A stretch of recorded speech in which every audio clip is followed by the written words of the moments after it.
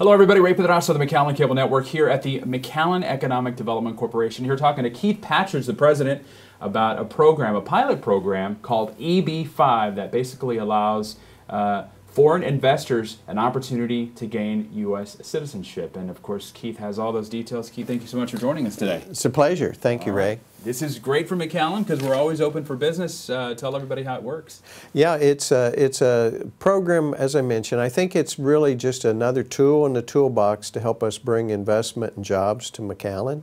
It's something that we've been looking at for a little over 2 years. And the program has been around for a number of years as a pilot program. It's a division of the U.S. United States Citizenship and Immigration Service administered program. But what it does is it allows foreign investors the opportunity to get an investor visa if they invest $1 million in a normal location, or if the investment is within a target employment area, they can invest $500,000 and if they create 10 jobs, why then they can qualify for a visa. All right, so we've seen some movement here recently with the Mexican nationals wanting to move here to the U.S., move to McAllen, and start a business. So basically, what is the process? What do they need to do to get this started? Well, there's actually two processes. You have the investor on one side, and you have the project on the other. And so we're running a dual track here. We have if you're an investor, you actually come, the investor would come to us. We have a director. The new executive director for the McAllen EB-5 Regional Center is Roy Cantu. He is based here at MEDC. And he's been working with prospective investors for a number of weeks since he's joined the EB-5 team.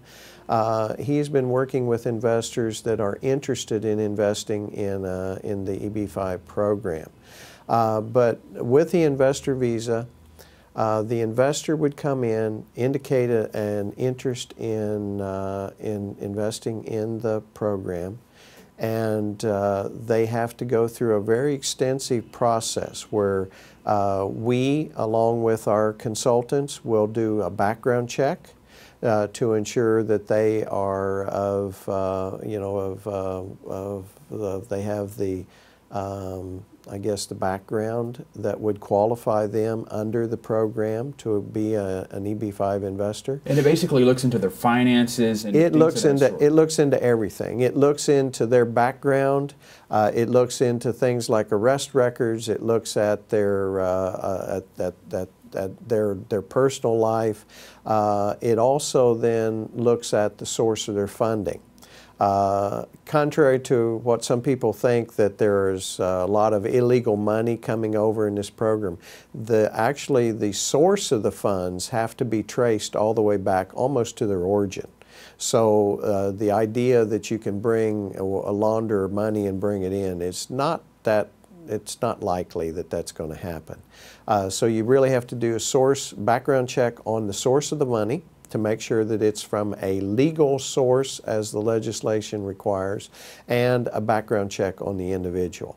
And they have to be able to show that they have the ability to support, the EB-5 investor has the ability to support himself or herself and any dependents that may be coming over under that visa in the manner in which they were accustomed to, above and beyond the $500,000 or the $1 million investment requirement. All right, this basically grants a green card or a visa to them and their entire family.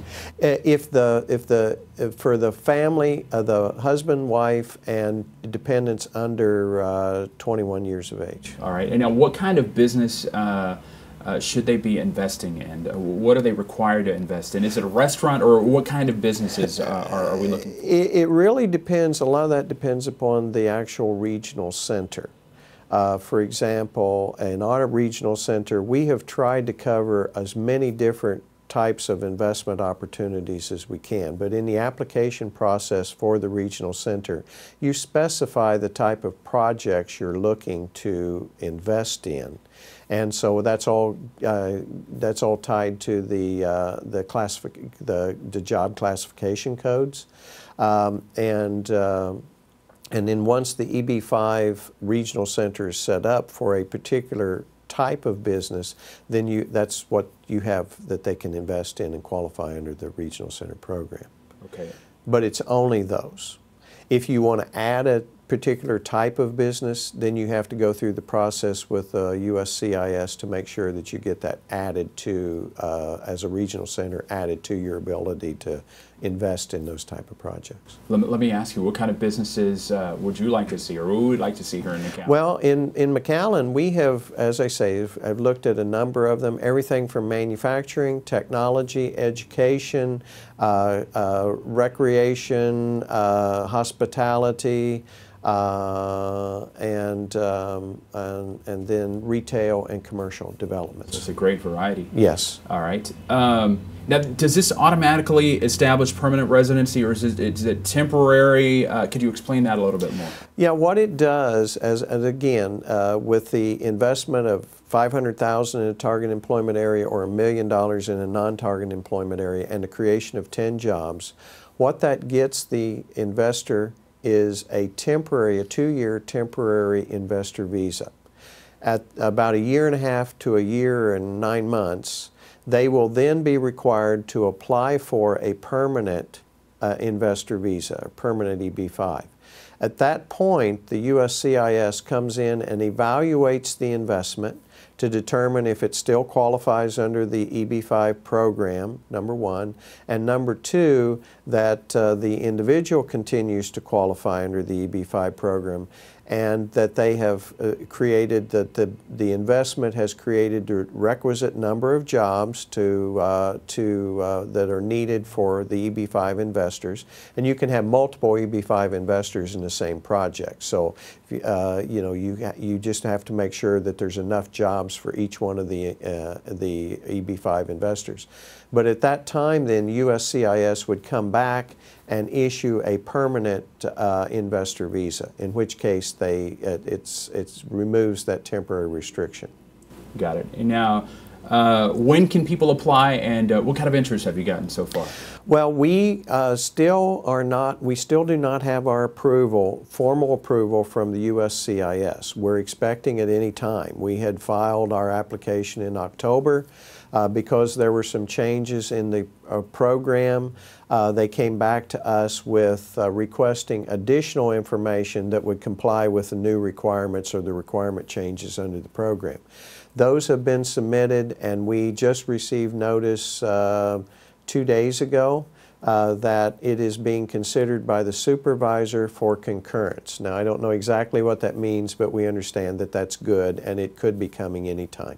They haven't said no, right? They haven't said no. That's great. And as far as the interest, you know, as I mentioned, Roy Cantu is the executive director, and he's been doing a superb job of contacting prospective investors about the program, explaining to them a little bit more about the program and what we are doing, and the interest has been overwhelming.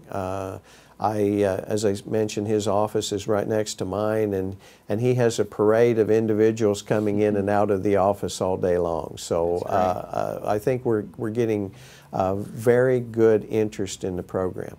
And I think part of that is based upon the fact that this is, unlike a lot of the EB5 programs, this is actually sponsored by the City of McAllen. And the McAllen Economic Development. But the City of McAllen, the Mayor, the City Commission, is really put the program in place as a way to help our friends in Mexico that have an interest in investing in the United States.